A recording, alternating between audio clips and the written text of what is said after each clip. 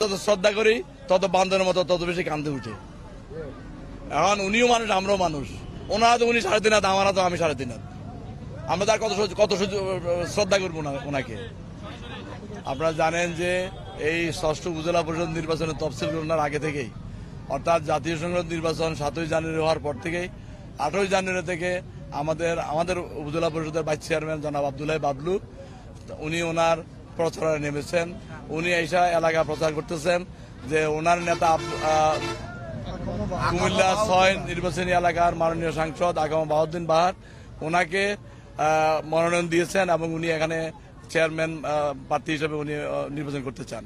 সেই থেকে ওনার প্রচারণা আরম্ভ।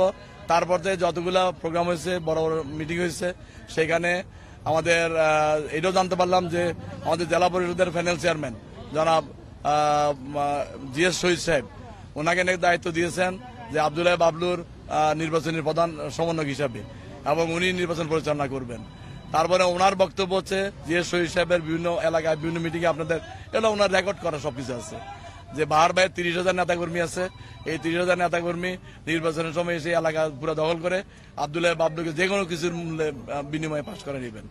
এবং আমরা যখন প্রচারণা আরম্ভ করি প্রতীক পাওয়ার পরে, উনি তারও বহু আগে 2 মাস 3 মাস আগে থেকে প্রচারণা করতেছেন।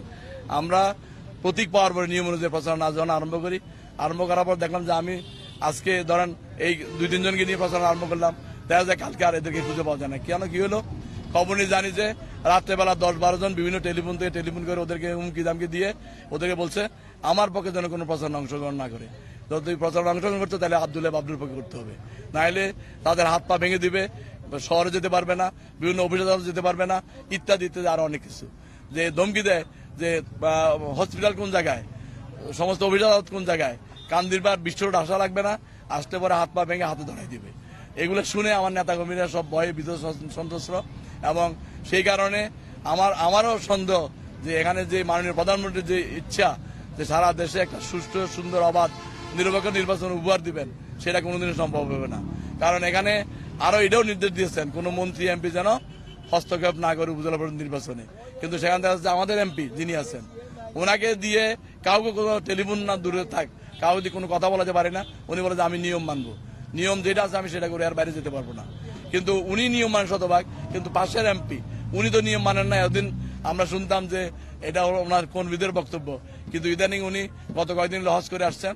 হজ শেষে আসার পরেই উনি গতকালকে পোদ্দার বাজার হাজী আকরামউদ্দিন হাই স্কুলে ওখানে 3-4 হাজার লোকের খাওয়ার ব্যবস্থা করছেন পুরো আমাদের এলাকাতে সমস্ত লোকদেরকে নিয়ে। ওখানে উনি ঘোষণা দিয়েছেন আব্দুল্লাহ বাবলুর পক্ষে আছেন, আব্দুল্লাহ বাবলুর পক্ষে ভোট চান এবং তাকে পাশ করার জন্য যা যা করা দরকার উনি তাই করবেন। উনি একজন সংসদ সদস্য হিসাবে উনি এটা করতে পারেন কিনা আপনার কাছে আমার প্রশ্ন, এবং যেখানে মাননীয় প্রধানমন্ত্রীর নির্দেশ। তারপরে আমাদের নির্বাচনী এলাকায় এখন নির্বাচন চলছে, শুনতেছি আগামীকাল আমাদের বিজেপির উনি প্রোগ্রাম করতে আসবেন।